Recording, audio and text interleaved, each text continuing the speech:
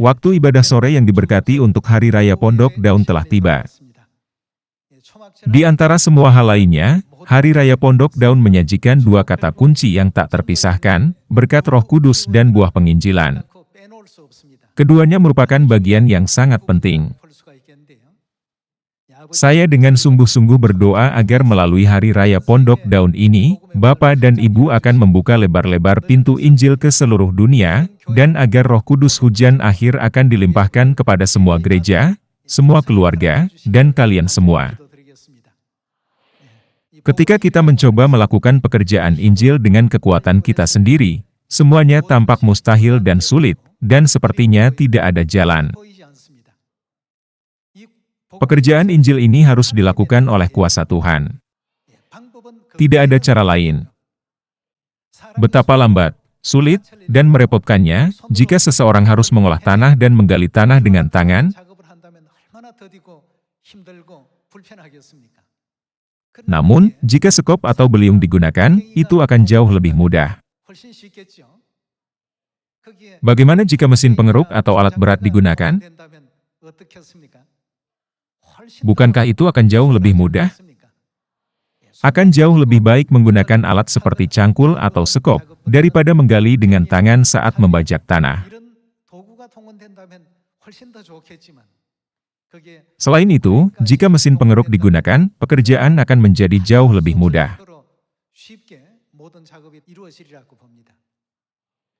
Kita tidak dapat mengumpamakannya dengan tepat, tetapi kita sekarang melakukan pekerjaan Injil hanya dengan tangan kita.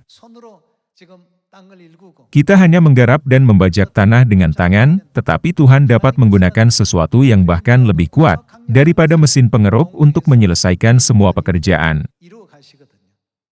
Mengapa pekerjaan seperti itu belum terjadi hingga saat ini?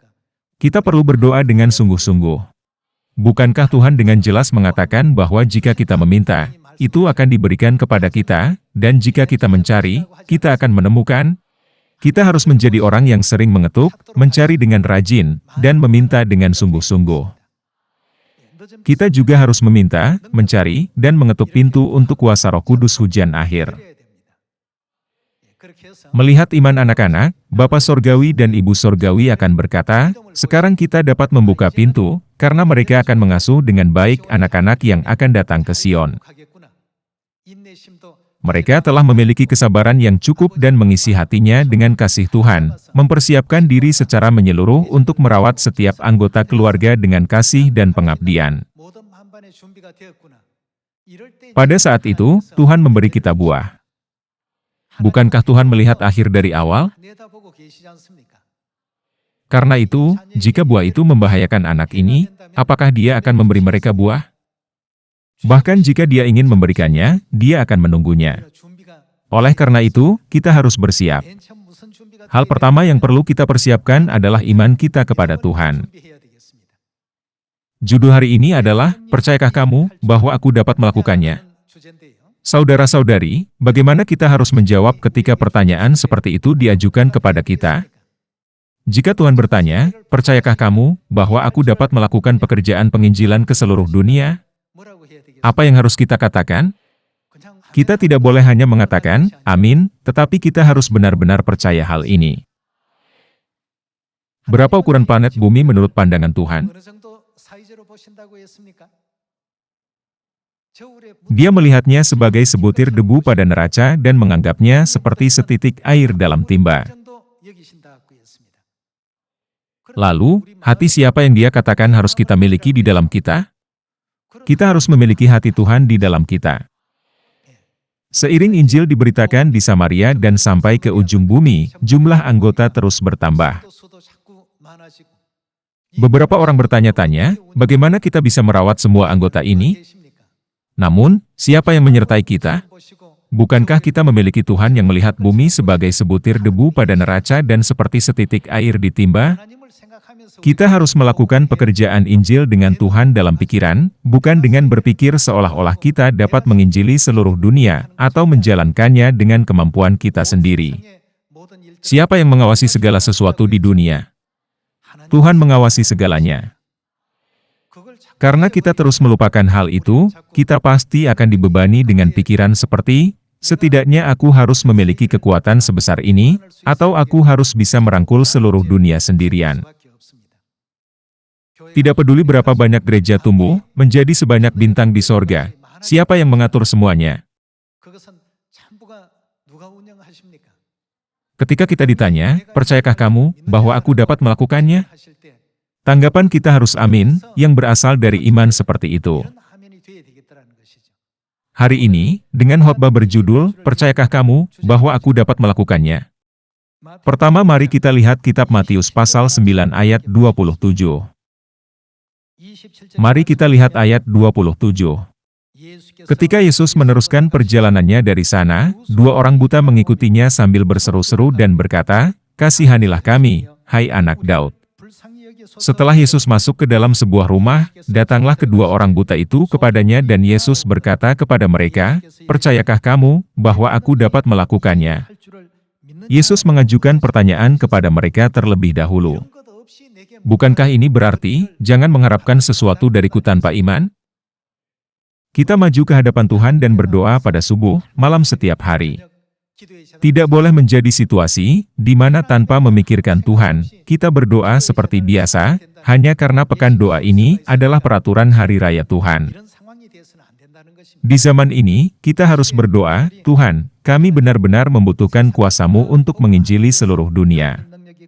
Biarkanlah kami kenakan seluruh perlengkapan senjata Roh Kudus dari hujan akhir, dan pimpin kami dalam kepenuhan kasih karunia Roh Kudus." Kita tidak boleh mencoba untuk mencapai sesuatu dengan mengharapkan kemampuan yang lebih. Sebaliknya, kita harus percaya bahwa Tuhan, yang menyertai kita, menuntun kita kepada kemenangan, dan membimbing kita ke jalan di mana kita dapat sepenuhnya menggenapi pekerjaan Injil ini. Dalam situasi itu, bukankah kita dapat memiliki pikiran yang damai, hati yang gembira, dan kebahagiaan? Meskipun jalan yang kita jalani sekarang adalah jalan salib, dengan menantikan sukacita dan kebahagiaan di akhir, kita percaya bahwa jika kita bisa melewati saat ini, kerajaan sorga yang kekal akan ada di hadapan kita. Dengan iman seperti itu, kita harus lebih mengabdikan diri pada Injil. Dua orang buta mengikutinya sambil berseru-seru dan berkata, "Kasihanilah kami, hai anak Daud." Setelah Yesus masuk ke dalam sebuah rumah, datanglah kedua orang buta itu kepadanya dan Yesus berkata kepada mereka, "Percayakah kamu bahwa aku dapat melakukannya?" Ketika kita menerima pertanyaan ini, haruskah kita berpikir, "Saya pernah ke Amerika Serikat dan berhasil dengan pesawat, dan saya benar-benar merasa tanahnya sangat luas. Kapan saya bisa melakukan penginjilan dunia?" Kita semua perlu memiliki mata Tuhan. Hanya ketika kita memiliki sudut pandang Tuhan, yang melihat dunia ini sebagai setitik air di timba atau sebutir debu di neraca, kita bisa menyelamatkan dunia, bukan? Hanya dengan demikian kita semua dapat menjadi anak-anak Tuhan yang memimpin dalam menyelamatkan semua orang di dunia. Sekitar 2000 tahun yang lalu, Yesus bertanya kepada dua orang buta yang mengikuti Dia, "Percayakah kamu bahwa aku dapat melakukannya?" Mereka menjawab, "Ya Tuhan, kami percaya." Dengan kata lain, kedua orang buta itu menjawab, "Amin." Mari kita lihat ayat 29. Lalu Yesus menjamah mata mereka sambil berkata, "Apa yang Dia katakan?" Dia bertanya, "Percayakah kamu?" Dan ketika mereka menjawab, "Ya, Tuhan," Dia kemudian berkata, "Jadilah kepadamu menurut imanmu." Ayat 30. Maka meleklah mata mereka. Dan Yesus pun dengan tegas berpesan kepada mereka, katanya, "Jagalah supaya jangan seorang pun mengetahui hal ini." Tetapi mereka keluar dan memasyurkan Dia ke seluruh daerah itu. Hari ini adalah Hari Raya Pondok Daun. Ini adalah hari ketika kita harus rajin memberitakan kabar baik kepada semua orang di Samaria dan sampai ke ujung bumi. Jangan terlalu khawatir tentang hal itu, dengan berpikir, kapan kabar baik ini akan diberitakan kepada 8 miliar orang di seluruh dunia? Masalah sulit terkadang muncul secara tidak terduga saat memberitakan Injil. Setiap kali hal ini terjadi, kita sangat menyadari bahwa itu di luar kemampuan kita. Injil diselesaikan bukan karena kita memimpin dengan baik atau memerintah secara efektif. Kita percaya bahwa Injil berkembang dengan baik karena Tuhan menyertai kita, memimpin kita. Kita percaya bahwa Injil berjalan dengan baik karena dilaksanakan oleh Tuhan Bapa dan Tuhan Ibu, yang adalah roh dan pengantin perempuan. Jadi, setiap kali kita menghadapi kesulitan, kita menerapkan sebuah peraturan. Peraturan seperti apa yang ditetapkan? Segala sesuatu yang terjadi di dunia ini harus dilihat dari sudut pandang Tuhan. Sudut pandang seperti apa yang harus kita miliki? Untuk menyelamatkan seluruh dunia, kita harus melihat kesulitan itu seolah-olah hanya setitik air di timba atau sebutir debu di neraca. Jika tidak, kalian mungkin berpikir, bahkan di Korea Selatan, ada banyak kota yang belum saya kunjungi. Lalu, kapan Injil akan diberitakan di semua tempat ini? Namun, di kota-kota yang belum kalian kunjungi, gereja kita sudah didirikan. Kalian belum mengunjungi tempat-tempat itu. Lalu, siapa yang melakukan semua pekerjaan itu? Apakah Sion kita ada di Alaska atau tidak? Ada kota Ushuaia, kota yang terletak di ujung paling selatan Argentina dan paling dekat dengan Antartika. Pernahkah ke sana? Tentu saja, di antara kalian, mungkin ada beberapa.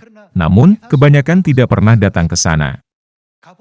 Sion kita didirikan bahkan di tempat-tempat yang belum pernah kita kunjungi. Siapa yang mendirikannya? Oleh karena itu, ini bukan Injil yang dicapai melalui usaha kita. Sebaliknya, Tuhan telah memungkinkan hal itu diselesaikan dan telah memberi kita kesempatan untuk menerima berkat. Biarkan saya memberi kalian sebuah contoh. Ketika seorang ayah pulang kerja pada malam hari, dia membawa satu paket snack yang besar untuk dimakan anaknya. Sang ayah bertanya kepada anaknya, "Kuenya enak kan? Bolehku juga makan satu saja?" Tetapi anak itu menolak dengan mengatakan tidak boleh. Bukankah menyakitkan jika ayahnya mendengar itu? Sebaliknya, jika anak itu menanggapinya dengan berkata, "Ayah, makanlah ini. Ayah telah bekerja sangat keras bagi kami dan bahkan memberi saya hadiah yang bagus. Jadi, boleh makan 10." Bagaimana perasaan sang ayah? Dia akan sangat senang. Kita perlu berpikir dengan baik-baik tentang pekerjaan Injil Tuhan kita dari sudut pandang seperti itu. Tuhan memandang bumi ini sebagai setitik air dalam timba. Tuhan melihatnya sebagai sesuatu yang tidak rumit, tetapi jika kita menganggapnya sebagai sesuatu yang rumit, betapa berbedanya mata Tuhan dengan mata kita. Dalam hal ini, iman kita tidak akan pernah bisa sepenuhnya selaras dengan pandangan Tuhan. Kita sekarang berjalan di jalan yang telah dibukakan dan dibuat oleh Tuhan untuk kita. Apakah awalnya ada jalan melalui Laut Merah? Apakah ada jalan di atas laut? Tidak ada jalan. Namun, Tuhan telah mempersiapkan terlebih dahulu cara untuk membebaskan bangsa Israel dan bersiap untuk menguburkan tentara Mesir di laut, bukan? Bukan Musa atau orang Israel yang melakukan hal ini. Jalan itu pasti tidak dibuat oleh mereka yang menimba air dari Laut Merah dengan ember. Oleh karena itu, kita tidak boleh lupa bahwa kita memiliki Tuhan yang Maha Kuasa, Bapa, dan kita juga memiliki Tuhan yang Maha Kuasa, Ibu. Ketika kami memberitakan Injil, mereka bertanya kepada kita, "Percayakah kamu bahwa kami dapat melakukannya?" Semua orang akan berkata, "Amin." Namun, ada orang yang berkata amin dengan iman 10%, amin dengan iman 20%, amin dengan iman 50%, dan pastilah ada orang yang berkata amin dengan keyakinan 100%. Melalui waktu ini, tidakkah kita menyadari bahwa ketika Tuhan berkata, "Jadilah kepadamu menurut imanmu," pekerjaan yang luar biasa akan terjadi jika kita menjawab dengan iman 100%? Ketika Yesus bertanya, "Percayakah kamu bahwa aku dapat melakukannya?" Kedua orang buta itu berkata, "Ya, Tuhan. Kami benar-benar percaya." Ketika dia berkata, "Jadi kepadamu menurut imanmu," mata mereka langsung terbuka. Ini benar-benar peristiwa luar biasa yang secara ilmiah tidak mungkin terjadi. Ketika ini menjadi kenyataan, kedua orang buta itu diliputi sukacita, karena mereka mendapatkan kembali penglihatan yang telah hilang. Meskipun Yesus berkata, "Jagalah supaya jangan seorang pun mengetahui hal ini," begitu di luar, mereka tidak mampu menahan tapi membicarakannya, diliputi oleh kegembiraan. Masing-masing dari mereka berkeliling desa dan mengatakan kepada orang-orang, "Semuanya, keluar dan lihat aku. Sudah berapa lama aku buta?" Namun, Yesus dari Nazaret telah membuka mata saya lebar-lebar hanya dengan satu kata. Bukankah dengan cara inilah berita tentang Yesus tersebar luas? Pekerjaan yang ingin digenapi Tuhan berbeda dengan pikiran manusia. Jalan, metode, dan pekerjaan semuanya berbeda. Karena itu, ketika Bapa dan Ibu memerintahkan kita untuk beritakanlah, kita hanya perlu menginjil dengan tekun. Semua rencana dirancang oleh Tuhan dan Tuhanlah yang menjalankan dan menyelesaikannya. Kita hanya perlu berada di samping Bapa yang melakukan pembangunan. Jika Dia berkata, "Bisakah kamu pergi dan membawakan aku beberapa paku?" Maka tugas kita adalah menjalankan tugas itu untuknya. Hal ini di luar kemampuan kita untuk membayangkan bagaimana rumah itu dirancang, bagaimana strukturnya harus diatur, atau berapa berat yang dapat ditanggungnya. Siapa yang melakukan semua hal ini? Tuhan menangani semua bagian yang sulit dan menantang dan meminta bantuan kecil kepada kita, seperti, "Bisakah kamu membawakan aku beberapa paku?" Daripada berkata, "Bapa, saya tidak bisa melakukannya karena saya terlalu lelah," bukankah lebih baik kita berkata, "Bapa dan Ibu, saya akan membawa bukan hanya paku, tetapi juga palu, jika Bapa memerintahkan saya untuk membawanya." Tolong katakan apa saja. Bukankah kita semua harus menjadi anak-anak yang memiliki iman seperti itu? Ketika Yesus awalnya bertanya, "Percayakah kamu bahwa aku dapat melakukannya?" Kedua orang buta itu menjawab, "Ya, Tuhan." Jika Dia bertanya kepada kita hari ini, "Percayakah kamu bahwa aku dapat menyelamatkan dunia?" Bagaimana kita harus menjawab? Mari kita menjawab, "Amin." Mari kita lihat Matius pasal 28 ayat 18. Pasal 28 ayat 18. Yesus mendekati mereka dan berkata, "Kepadaku telah diberikan segala kuasa di sorga dan di bumi. Karena itu pergilah, jadikanlah semua bangsa muridku." Kata segala bangsa tidak mengecualikan siapapun atau negara manapun di dunia. Ini berarti bahwa semua orang di dunia termasuk. Pergilah, jadikanlah semua bangsa muridku dan baptislah mereka dalam nama Bapa dan Anak dan Roh Kudus, dan ajarlah mereka melakukan segala sesuatu yang telah kuperintahkan kepadamu. Dan ketahuilah, aku menyertai kamu senantiasa sampai kepada akhir zaman. Ketika kita memberitakan Injil, mungkin ada hasil yang baik, dan terkadang ada juga hasil yang buruk. Akan tetapi, kita harus bersyukur kepada Tuhan atas apa yang telah diberikan kepada kita pada hari itu. Tidak perlu berkecil hati, berpikir, "Seseorang menghasilkan 10 buah, tetapi saya bahkan tidak dapat menghasilkan 1 buah pun." Karena Tuhan berkata, "Pergilah dan beritakanlah dengan tekun," kita mengikuti ajaran Bapa dan Ibu, dengan rajin menginjil dan mengajar apakah mereka mendengarkan atau tidak. Alkitab memberitahu kita bahwa terserah mereka untuk menerima atau menolak. Kita harus dapat melihatnya sebagai setitik air dalam timba dan menganggapnya sebagai sebutir debu di neraca. Jika kita terlalu memikirkannya, kita akan selalu merasa berkecil hati dan tidak dapat mencapai apapun. Oleh karena itu, kita membutuhkan mata Tuhan. Alkitab mengajarkan kita untuk milikilah pikiran dan perasaan sama terdapat juga dalam Kristus. Oleh karena itu, kita harus dapat memiliki pikiran Kristus. Bukan hanya itu, tetapi kita semua juga harus dapat memiliki mata Kristus dan memiliki pikiran yang sama dengannya.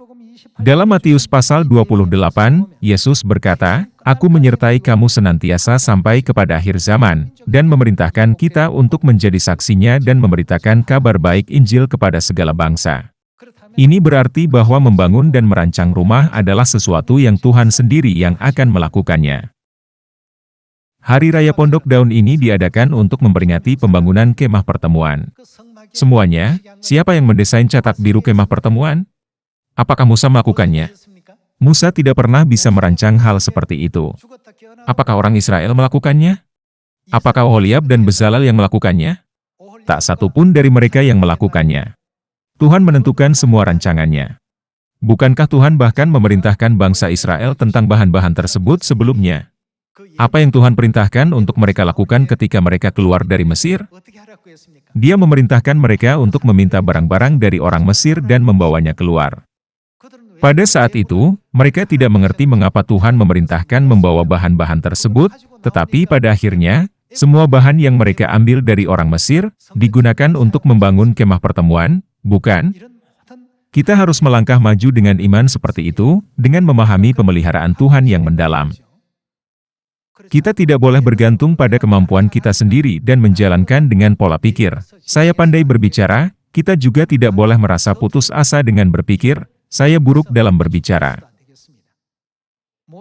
Apakah Tuhan senang ketika Musa berkata bahwa dia tidak pandai berbicara? Siapa yang memimpin pekerjaan keselamatan? Bukankah Tuhan yang memimpin? Tuhan berkata, "Aku telah memilihmu." Maksudnya, aku tidak memilihmu tanpa mengetahui engkau tidak pandai berbicara dengan logis. Harun, yang pandai berbicara, ditempatkan di sisi Musa untuknya. Dalam melakukan pekerjaan Tuhan, ketika kita selalu bersama Tuhan, kita tidak perlu takut. Bukankah Tuhan merencanakan segalanya, melaksanakan semua pekerjaan, dan juga memberi kita hikmat dan kekuatan untuk menyelesaikannya? Makanya, adakah tertulis, segala perkara dapat kutanggung di dalam Dia yang memberi kekuatan kepadaku? Ada tertulis, segala perkara dapat kutanggung. Segala perkara mungkin di dalam Dia. Hal yang sama berlaku untuk kalian semua dan saya juga. Saya ingat ketika pertama kali diminta untuk berpidato di PBB, awalnya saya bertanya-tanya, bagaimana saya bisa melakukan ini? Tetapi kemudian saya berpikir, bagi Tuhan, ini seperti setitik air di dalam timba. Karena itu, saya harus mengubah pandangan saya. Setelah saya memutuskan, itu bukan apa-apa. Tuhan membuka jalan agar semuanya berjalan lancar. Itulah sebabnya saya menyadari bahwa semua hal yang menakjubkan dan mengherankan yang ada di hadapan kita, bukanlah apa-apa di mata Tuhan. Saya juga lebih memahami dengan jelas bahwa bergerak maju dengan iman dapat membuat semua hal terlihat tidak berarti, seperti sebutir debu di neraca. Mari kita lihat firman Tuhan dalam Markus pasal 9. Injil Markus pasal 9 ayat 23. Jawab Yesus, "Katamu, jika engkau dapat, tidak ada yang mustahil bagi orang yang percaya." Tidak ada yang mustahil bagi orang yang percaya. Saksikanlah dengan yakin di depan semua orang di seluruh dunia, dengan mengatakan, "Kami percaya kepada Tuhan Bapa Sang Hong dan Ibu Surgawi Yerusalem Baru." Ikutlah bersama kami dalam keselamatan dengan percaya kepada Bapa Sang Hong dan Ibu Surgawi. Bersaksilah tentang hal ini dengan percaya diri. Beberapa orang mungkin berpikir bahwa Injil tidak dapat diselesaikan dengan melakukan demikian, tetapi ini benar-benar bisa. Tuhan telah membuat semua sistem alam semesta sehingga segala sesuatu dapat dicapai, dan Dia meminta kita untuk melakukannya. Katakanlah anak-anak berkata dengan ragu-ragu, "Ayah berkata kata sandinya adalah 1, 2, 3, 4, tapi ini sepertinya tidak benar." Kata sandi biasanya dibuat dengan gabungan yang rumit, sehingga orang lain tidak dapat dengan mudah menebaknya. Bahkan siswa SD bisa menebak 1, 2, 3, 4. Bisakah ini benar-benar menjadi kata sandi? Itu tidak mungkin. Jadi, jika mereka tidak mencoba, pintu itu akan tetap tertutup selamanya. Jangan ikuti pikiranmu sendiri, tetapi ikuti saja firman Tuhan. Untuk alasan ini, apa yang Yesus katakan dalam Markus pasal 9? Dia berkata, "Jika engkau dapat, tidak ada yang mustahil bagi orang yang percaya." Maksudnya, aku telah memberimu semua kemampuan yang kamu butuhkan, tetapi karena ketidakpercayaan kamu, kekuatan itu terhalang dan kamu mencegahnya berfungsi dengan baik. Semuanya, saya berharap bahwa selama hari raya musim gugur yang diberkati ini, kita dapat sepenuhnya menunjukkan kemuliaan Tuhan. Tuhan berkata, tidak ada yang mustahil bagi orang yang percaya. Bukankah misi kita di sini adalah memberitakan Injil di Samaria dan sampai ke ujung bumi? Bukankah kita harus menjadi orang yang sepenuhnya menyebarkan Injil di setiap kota dan negara tempat kita tinggal, untuk menggenapi nubuat Tuhan? Bukankah ada banyak Sion yang didirikan di 5 samudera dan 6 benua? Sion sekarang didirikan di seluruh dunia. Di daerah yang tersisa, jika setiap gereja mendirikan satu gereja atau membuka cabang dengan memberitakan Injil, Tuhan akan menolong yang lainnya. Hingga saat ini, tidak ada zaman di mana Injil berjalan tanpa pertolongan Tuhan. Terlebih lagi sekarang, karena ini adalah zaman Hari Raya Pondok Daun, Tuhan pasti akan menolong kita. Kita harus mempercayai hal ini dan bertindak sesuai dengan itu. Siapa yang menjalankan Injil ini? Tuhan memimpin pekerjaan Injil ini. Jadi, berpikir bahwa ini tidak dapat dicapai, dapat dianggap sebagai iman yang sangat sesat. Dia pasti mampu melakukan pekerjaan ini.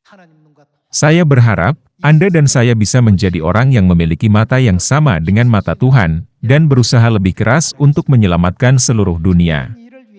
Untuk ini, kita harus terus-menerus meminta kekuatan kepada Tuhan. Itulah sebabnya Dia berkata, mintalah, carilah, dan ketoklah. Mari kita periksa pelajaran dari Matius pasal 7 ayat 7 bersama-sama. Ini adalah persis perkataan yang Yesus ucapkan 2000 tahun yang lalu. Yesus sendiri mengucapkan firman ini. Mintalah, maka akan diberikan kepadamu, carilah, maka kamu akan mendapat, ketoklah, maka pintu akan dibukakan bagimu. Karena setiap orang yang meminta, menerima, dan setiap orang yang mencari, mendapat, dan setiap orang yang mengetok, baginya pintu dibukakan. Adakah seorang daripadamu yang memberi batu kepada anaknya, jika ia meminta roti? Atau memberi ular, jika ia meminta ikan? Jadi jika kamu yang jahat tahu memberi pemberian yang baik kepada anak-anakmu, apalagi Bapamu yang di sorga, Ia akan memberikan yang baik kepada mereka yang meminta kepadanya. Di sini, kita melihat firman yang diberikan Yesus berkata, bukankah Bapamu yang di sorga akan memberimu hal-hal yang baik ketika kamu meminta kepadanya? Bukankah ini berarti bahwa Dia pasti akan memberikannya kepada kita? Hari ini adalah Hari Raya Pondok Daun, Hari Raya untuk menerima Roh Kudus. Ini juga merupakan Hari Raya untuk menghasilkan buah dengan rajin. Untuk menghasilkan buah, kita membutuhkan kuasa Tuhan. Sama seperti para rasul menerima Roh Kudus hujan awal pada hari Pentakosta, dengan kuasa Tuhan, marilah kita memimpin 3.000 atau 5.000 orang atau bahkan lebih, ke dalam pelukan Tuhan dalam sehari, dan menjadi pohon musim gugur yang berbuah. Saya berharap kita semua bisa menjadi orang yang membawa sukacita besar kepada Bapa dan Ibu, dengan buah yang indah dan baik. Dengan ini, saya hendak mengakhiri khotbah. Terima kasih banyak.